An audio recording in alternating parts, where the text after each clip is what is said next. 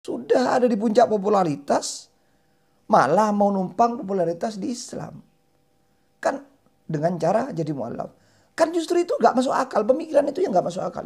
Coba kalau Allah Tuhan saya yang saya sembah, menerbitkan matahari dari timur, menenggelamkannya kalau malam hari, mau malam hari, menjelang malam hari di barat. Sekarang kamu balik, kalau kamu Tuhan itu buktikan. Fa'ti biha min maghribiyya. Terbitkan dia dari barat. Nggak bisa. Oh iya, masuk akal juga. Dia kan kelemahannya terbukti secara nalar. Iya betul, akalnya nyampe. Tapi karena gengsi dia tetap tidak bisa, tidak mengakui tetap dirinya mengakui Tuhan dan tidak mengakui Allah sebagai Tuhan. Karena gengsi berdialog dengan orang kafir mengakui itu. Oh iya ya, akhirnya banyak berbondong-bondong masuk Islam. Nah itulah yang terjadi juga pada peristiwa-peristiwa sekarang ini. Jadi semacam logika yang terjadi di perjanjian Hudaybiyah zaman Nabi dulu. Terjadinya dialog-dialog yang makin marak di dunia medsos tentang Islam. Justru orang-orang yang cerdas, orang-orang yang kritis.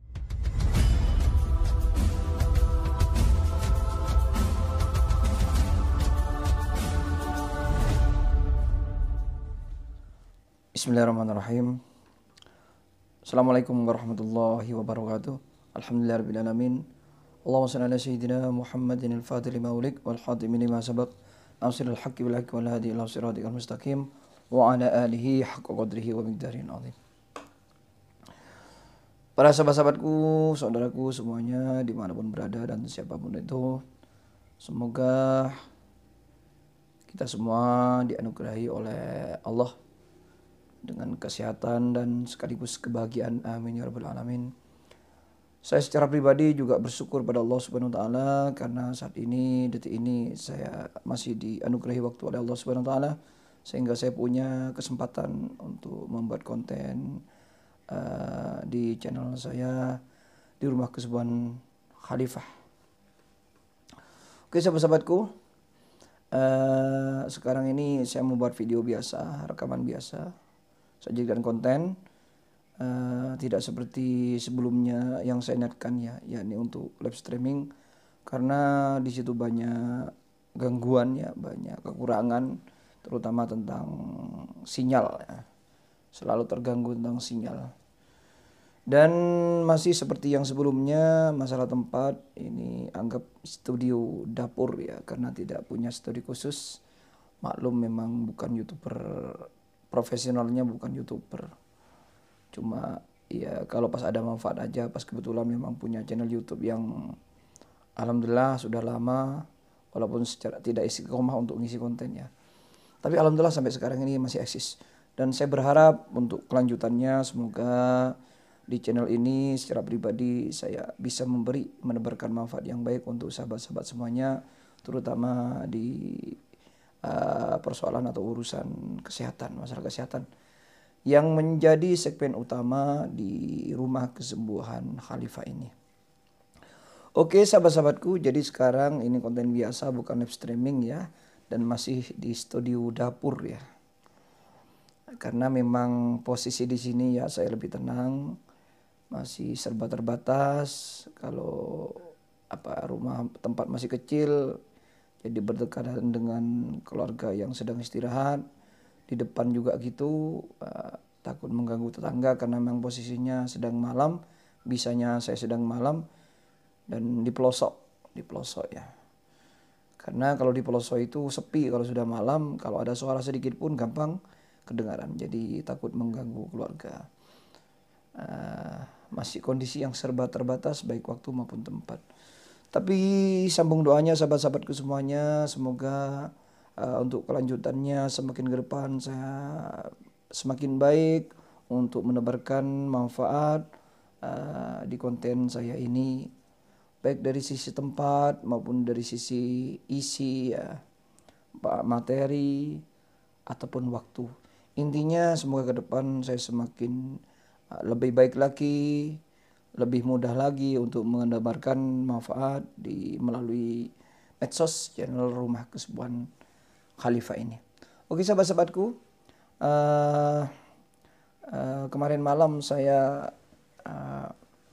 membuat live streaming dengan tema yang sedang rame dibicarakan di dunia medsos ya, yakni tentang masuknya banyak tokoh-tokoh ya, orang-orang besar, istilahnya orang-orang besar itu pada masuk Islam menjadi mu'alaf. Dan seiring itu juga sudah bergulir narasi-narasi atau spekulasi. Ada yang beranggapan itu agak negatif ya, agak negatif. Nah ini yang titik ini yang akan saya bahas. Agak negatif ya, ini numpang di Islam, numpang ketenaran atau bisnis, bahkan ada istilah bisnis ya. Saya termasuk yang saya screenshot di thumbnail itu. Jadi bisnis dalam Islam, artinya numpang mencari keuntungan atau popularitas dengan numpang di Islam dengan cara menjadi mu'alaf. Itu memang ada-ada saja namanya pemikiran, banyak kepala yang menyimak ya.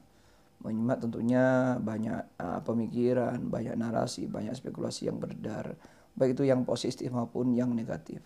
Menyikapi hal itu wajar. Ini kali ini saya juga ingin menyikapi seperti itu. Khususnya tentang yang menyikapi lumayan agak negatif, skeptif apa ya. Tentang banyaknya mu'alaf itu, bahwasanya ada spekulasi numpang di dalam Islam. Itu yang saya sikapi saat ini ya. Bagi saya pribadi itu, tapi wajar memang ya, wajar. Tapi bagi saya pribadi itu tidak seperti itu ya, tidak terlalu seperti itulah. Mungkin ada potensi juga seperti itu, tapi bagi saya itu jauh. Saya kira tidaklah. Secara pribadi saya tidak. Karena kenapa?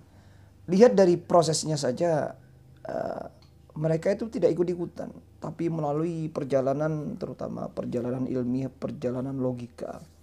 Sehingga melalui alur logika, kesadaran yang betul-betul melalui logika, pemikiran mereka. Otomatis kan tidak sembarang, tidak ikut-ikutan.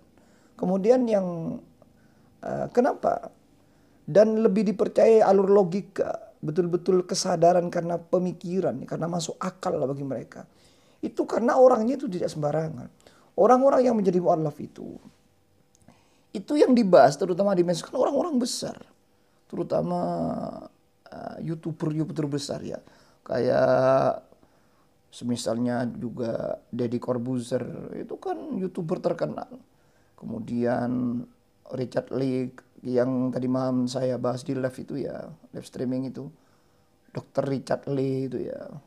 Terus nyusul juga Babon Santoso, seorang YouTuber besar juga, podcast besar juga gitu ya. Dan lainnya, bahkan ada indikasi menurut Ustadz dari Sulaiman yang kebanyakan membimbing mereka jadi mu'alaf ya. Itu ada 3 tokoh besar lagi, bukan tanggung besarnya, yaitu rencananya juga masuk Islam. Dan itu semua prosesnya pakai logika. Nah, semua tokoh itu bukan orang biasa. Orang besar, orang berprestasi yang otomatis bukan orang biasa. Mereka punya prestasi. Karena mereka punya prestasi, mereka bukan orang biasa. Tentunya orang yang punya kelebihan. Orang yang punya kelebihan otomatis kan punya pemikiran yang dalam, tidak sembarangan. Mereka itu terutama kritis pemikirannya. Sehingga apa yang diambil dalam kehidupannya, dalam sikap dirinya itu tidak sembarangan, otomatis melalui pikiran yang logis, pikiran yang sesuai dengan logika. Intinya tidak sembarang. Artinya sangat konyol sekali bagi orang-orang yang kritis pemikirannya, bagi orang-orang yang cerdas, bukan orang biasa itu. Orang yang punya kelebihan, yang banyak prestasinya itu. Itu ikut membabi buta, ikut-ikutan masuk. Gara-gara ingin cari materi di Islam itu tidak mungkin. Justru ini yang tidak masuk akal. Karena satu, mereka juga bukan orang biasa. Otomatis punya pertimbangan pemikiran yang luar biasa. Sehingga sudah kalau Islam yang dipilih itu betul-betul kesadarannya melalui jalur-jalur pemikiran yang dalam, yang kritis, yang cerdas itu. Sehingga betul-betul atas kesadaran dirinya. Itu. Tidak mungkin buat sembarangan. Kemudian kalau memang mencari materi numpang dalam Islam, mereka itu sudah punya materi yang berlebihan. Tak contohkan satu. Seperti yang tadi malam saya bahas, Dr. Richard Lee. Itu loh justru masuk Islam ketika puncak-puncak popularitasnya. Apapun ia bisa diraih secara material. Beli apapun bisa, mau apapun bisa. Secara material sudah ada di puncak. Tapi justru di situ gara-gara ada motif apa ya, kegelisahan hidupnya tentang tujuan hidup itu apa. Ini sudah tak miliki, pikiran dia ini sudah ada, semua sudah dimiliki, mudah dimiliki. Di puncak popularitas, kedudukan, ketenaran, apalagi materi. Itu sudah di puncaknya. Kok malah ada kebimbangan tentang tujuan hidupnya, dia merasa hampa. Lah perjalanan dari itu dia belajar. Lantas justru yang menjawab kegelisahan dirinya itu, yang bisa menjawab adalah nilai-nilai dalam Islam. Itu kan betul-betul perjalanan logika. Perjalanan dengan nilai-nilai yang tidak sembarangan. Nah, masa orang seperti itu malah numpang tenar long itu gara-gara kebingungan di puncak popularitasnya kok malah masih mau mencari popularitas di Islam. Itu justru kan tidak logis. Sudah ada di puncak popularitas malah mau numpang popularitas di Islam. Kan dengan cara jadi mualaf. Kan justru itu gak masuk akal. Pemikiran itu yang gak masuk akal. Ini bagi saya. Jadi kalau ada pemikiran, bergulir pemikiran untuk menyikapi mu'alaf itu, masuk Islam itu, karena mencari popularitas itu justru yang tidak masuk akal bagi saya. Dengan pertimbangan-pertimbangan tadi. Satu, mereka bukan orang biasa. Dua, mereka sudah ada di titik puncak popularitas. Tidak butuh popularitas lagi dengan cara numpang dalam Islam, dengan cara masuk Islam itu. Tidak mungkin. Jadi itu yang justru tidak masuk akal. Kemudian yaitu mereka itu satu, ada di puncak popularitas, bukan orang biasa. Dua, otomatis mereka itu bukan orang biasa, kritis pemikirannya, cerdas, berprestasi, tidak berpikiran sembarangan. Sehingga pilihannya masuk Islam itu betul-betul karena pemikiran yang sudah mendalam.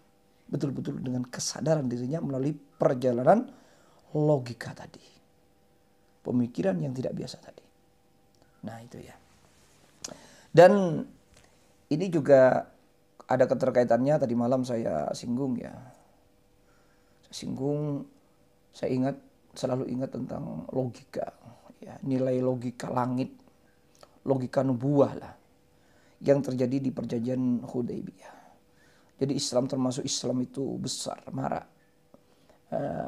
Di zaman Nabi itu banyak orang berbondong-bondong masuk Islam. Termasuk setelah justru adanya perjanjian Hudaybiyah. Nah ini saya ingat itu. Logika yang berjalan sekarang ini seperti itu. Terutama banyak tokoh-tokoh atas, papan atas. Orang-orang besar itu masuk Islam. Itu wajar.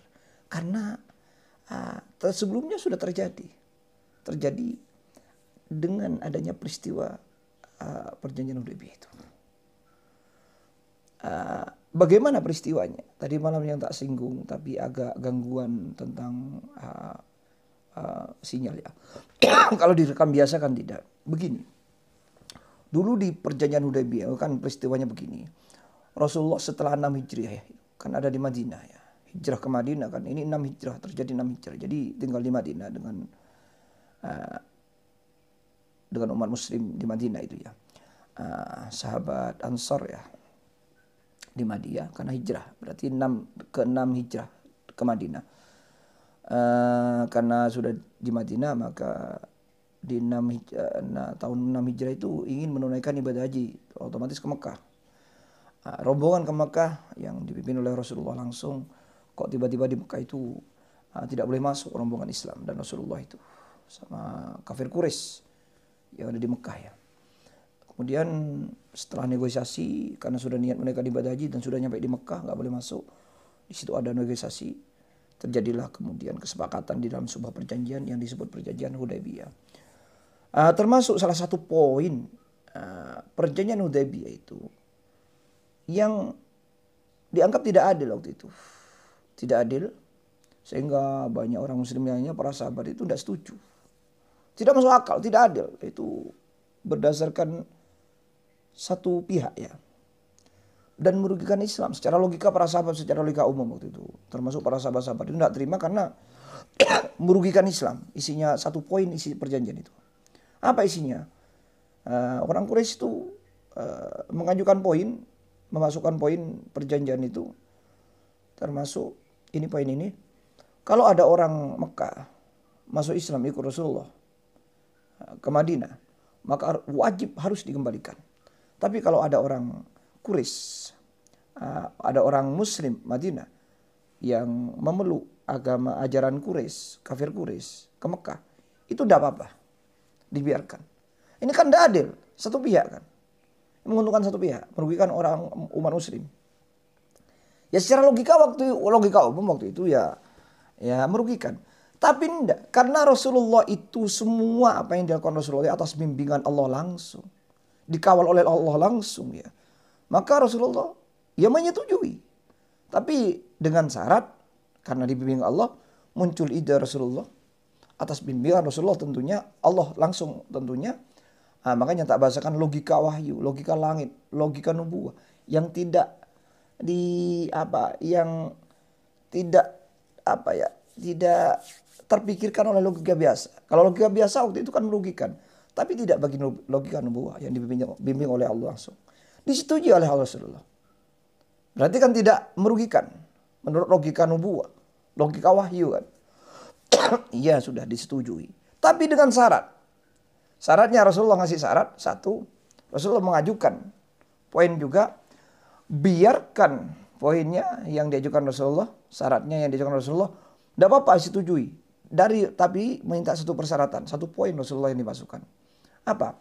Biarkan orang-orang baik Madinah dimanapun waktu itu, di tempat manapun waktu itu, membicarakan Islam, mendiskusikan Islam, mendialogkan Islam. Jadi orang berbicara dimanapun, di pasar, di Mekah, di Madinah, di tempat lainnya, dimanapun, kapanpun, membicarakan Islam itu harus boleh bebas. Secara logika orang kafir, wah gampang, nggak ngaruh lah ya. Logika orang kafir, makanya oke, disetujui. Terjadi perjanjian Hudaybiyah itu. Secara nubuah, apa yang terjadi? Logika nubuah.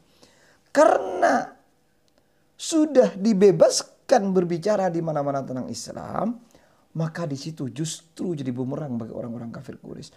Bumerangnya apa? Karena kalau membicarakan Islam, orang itu nanti akan percaya Islam, banyak yang percaya Islam. Kenapa? Karena Islam itu agama yang sesuai dengan nurani manusia siapapun. Agama yang berjalan sesuai alur nalar logika. Sehingga kalau sudah nalar logika kan siapapun akan mengakui. Logika akal siapapun termasuk nurani siapapun akan bilang iya benar, iya benar. Oh iya masuk akal, oh iya masuk akal. Kecuali karena kegengsian. Kalau secara logika siapapun akan mengatakan ini agama benar. Karena sesuai dengan alur logika. Intinya arti bahasa lain juga ilmiah. Sesuai ilmiah. Jadi tidak bisa logika tidak bisa menentang. Logika akan mengatakan oh iya benar, oh iya benar. Nah gitu. Jadi akhirnya yang terjadi seperti itu. Ketika di pasar-pasar orang Quraisy, kafir Quraisy. Kemudian yang dilakukan Rasulullah apa? Ya mengirim duta-duta ahli-ahli Islam. Orang-orang alim waktu itu dikirim kemana-mana. Di tempat mana-mana tempat mereka yang menyebarkan Islam, membicarakan Islam di pasar-pasar, yang menjadi duta-duta itu, ahli-ahli Islam itu yang dikirim oleh Rasulullah. Madinah, Mekah dan di kota-kota lainnya waktu itu.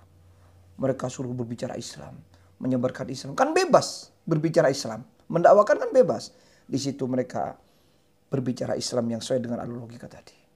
Contohnya tentang ketuhanan, menyembah berhala, itu logika nubuahnya Al-Quran apa? Ketika bicara tentang penyembahan berhala.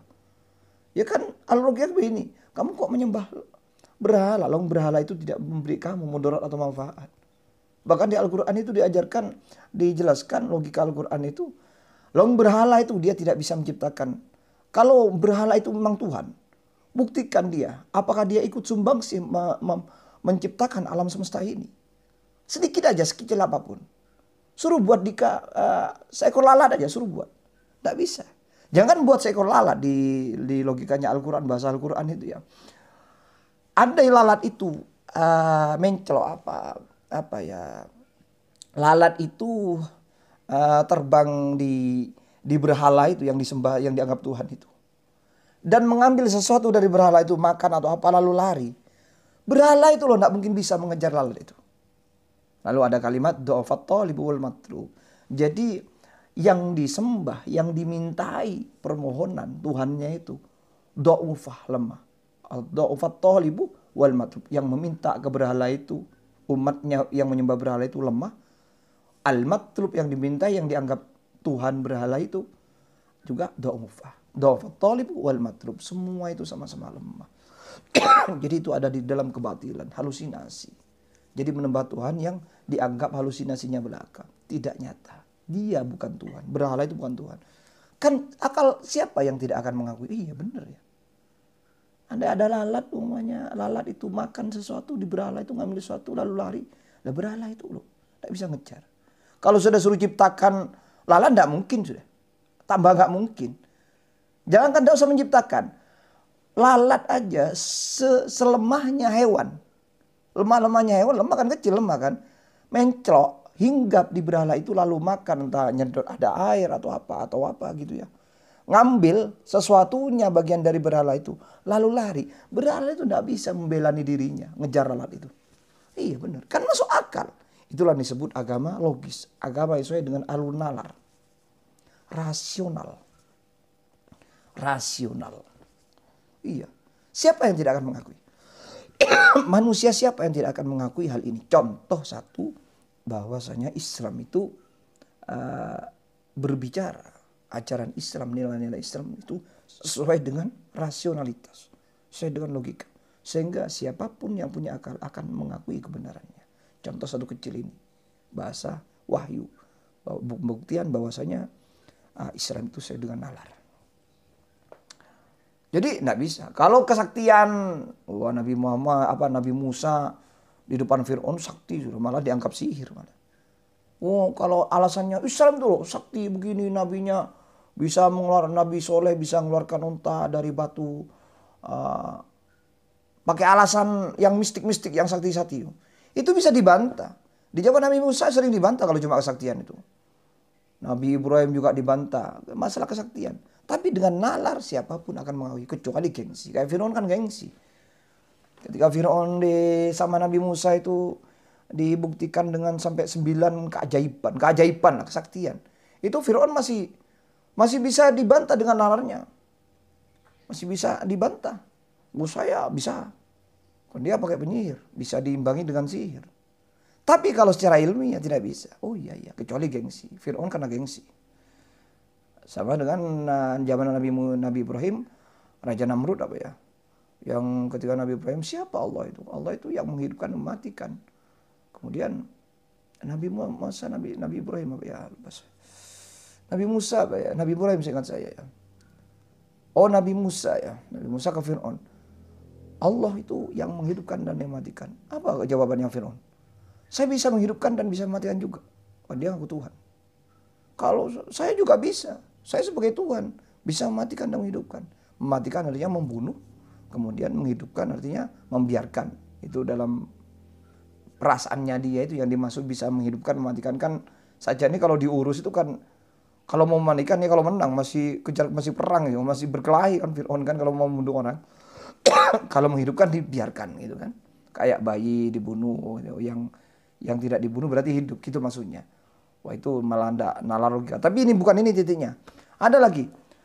Allah itu juga menciptakan mengeluarkan matahari kalau pagi dari timur, terbit dari timur, kemudian menenggelamkan matahari di posisi barat.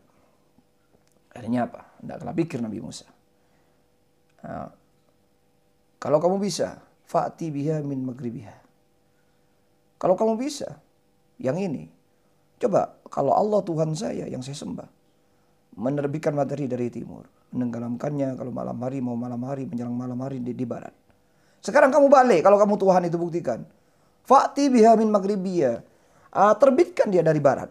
Tidak bisa.